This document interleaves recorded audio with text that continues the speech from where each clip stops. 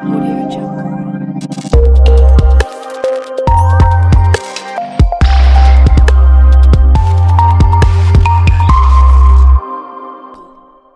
Hello, and welcome to Spider Technologies. My name is Guillermo, and today I'd like to give you a good overview of number portability as it relates to transferring your telephone numbers from one carrier to another, whether it's AT&T or our very own Spider service, and some of the terms you may hear in the process.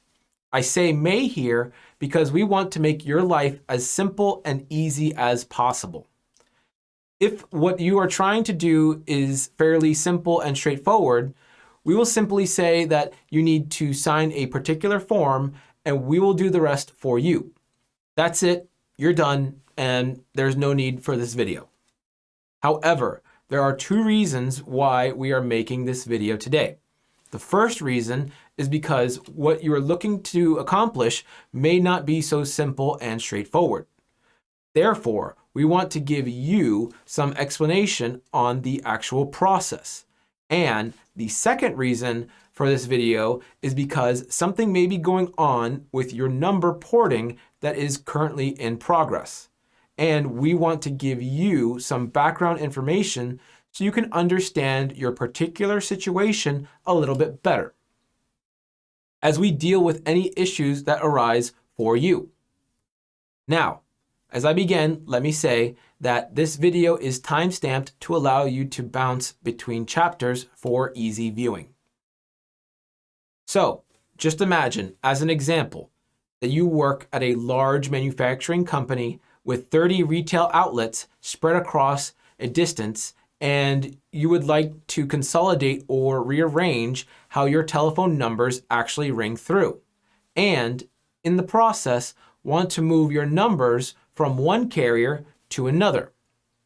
This would immediately entail porting your numbers across several carriers that have each traditionally serviced a different geographical area, which cover your various outlets. Hopefully you can see how this can quickly become a very detailed process. Now, at the end of the day, you have to remember the true benefit of number portability is that you are able to significantly lower recurring expenses and have better control in managing your own services. You do so by taking advantage of voice over IP and SIP trunking, which by its very nature is geographically independent.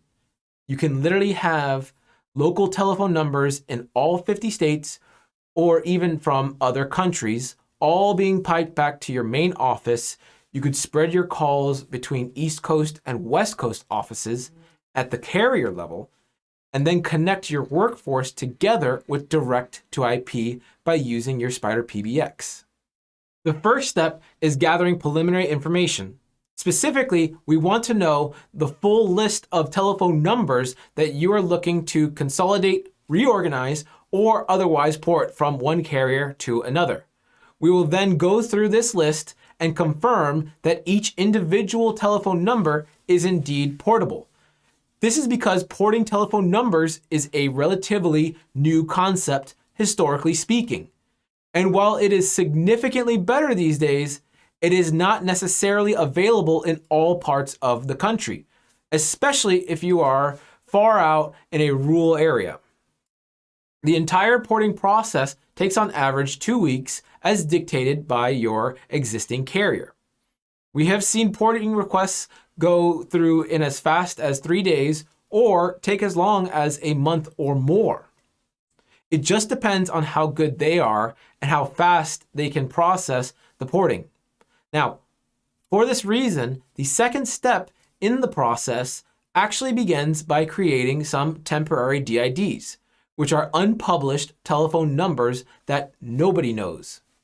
We use these temporary numbers for purposes of forwarding between carriers while the porting for your actual telephone numbers takes place. This also lets us test your new lines under full load to ensure everything is rock solid just as it should be before any porting request is even made. We'll then contact your existing provider to set up an RCF or remote call forward. Some carriers may refer to it as a multi-path call forward.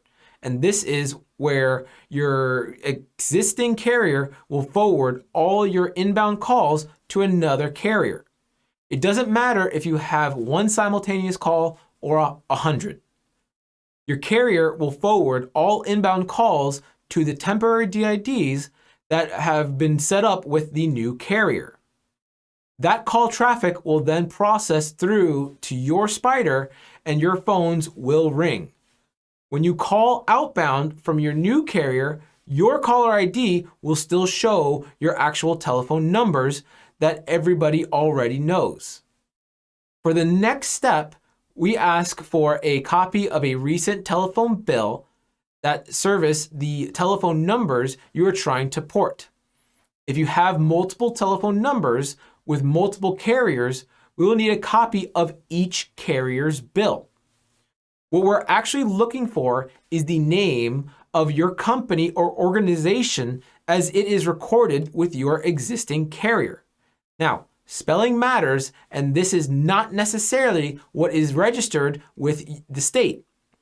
We are also looking for the billing and service addresses of each telephone number. If you have multiple locations, you will have multiple service addresses, and we need to know which number is currently going where. Finally, we are looking for your account number with the carrier.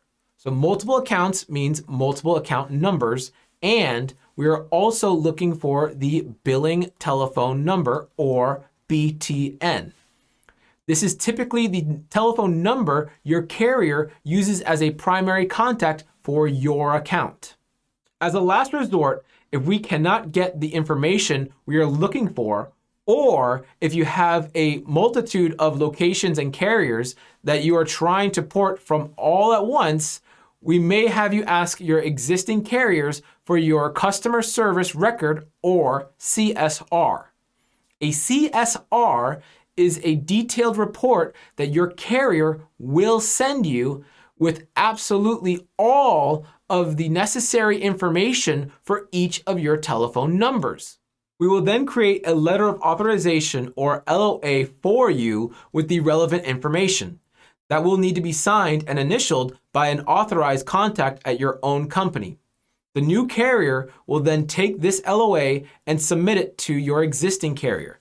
If the information on the LOA matches their own records, then a tentative port date will be set and the actual porting process will begin. Also note that many carriers do charge a nominal fee for porting telephone numbers.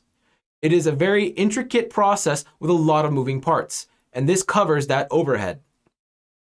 Not all carriers charge to port telephone numbers, and if they do, it may be something like $25 to port a block of 10 numbers, purely as an example. If an LOA gets kicked back, the existing carrier should also provide the reason. It may be the information supplied does not match what is in their system. It could be the carrier's own database has typos, or there may be a freeze or lock on your account that first needs to be released with your existing carrier. We have seen it all, and whatever the reason, we simply amend the LOA and resubmit. As mentioned previously, if we still cannot get the information on the LOA to match, we may have you ask your existing carrier for your customer service record, or CSR, that is generated by their own system. Once the LOA is accepted, a firm port date will be set. Up until your port date, calls will be coming into your spider via temporary DIDs described earlier. And then, when your porting goes through, all your telephone numbers will start coming in directly without using your temporary numbers at all. Once the porting process has completed and the temporary numbers have served their purpose, they could now be reassigned for other uses, such as direct-to-extension, departmental lines, tracking marketing efforts, whatever, or the temporary DID can simply be dropped off the account completely.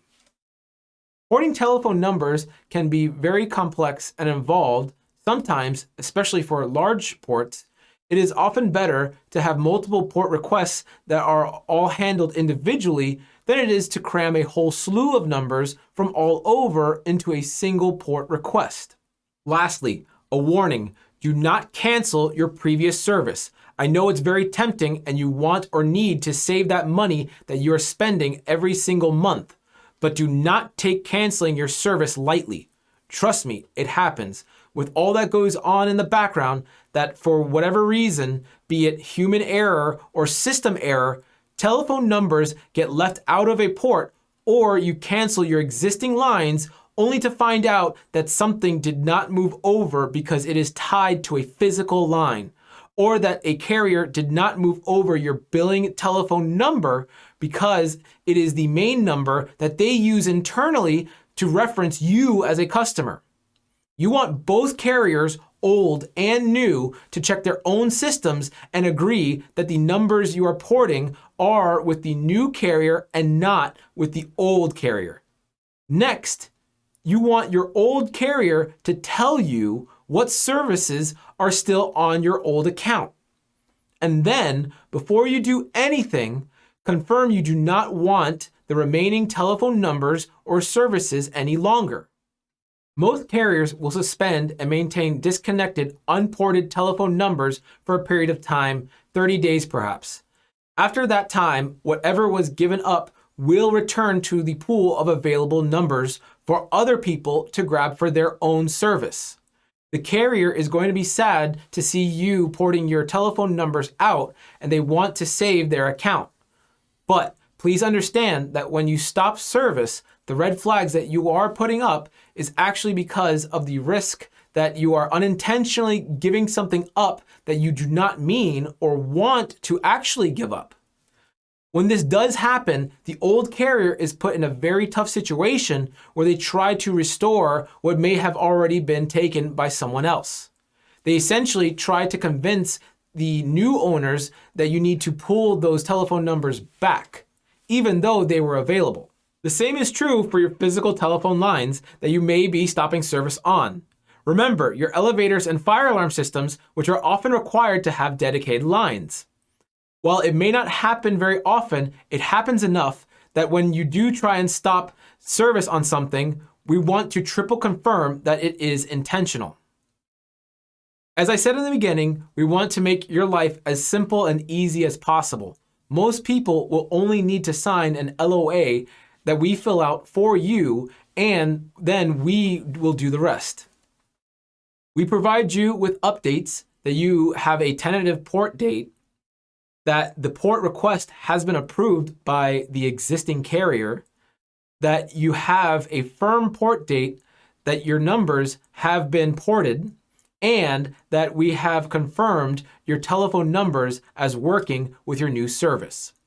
For the vast majority of sites, that's all you will ever see. For larger, more involved accounts, or for those whose port requests seem to be proving difficult for whatever reason, I truly hope you find this video informative.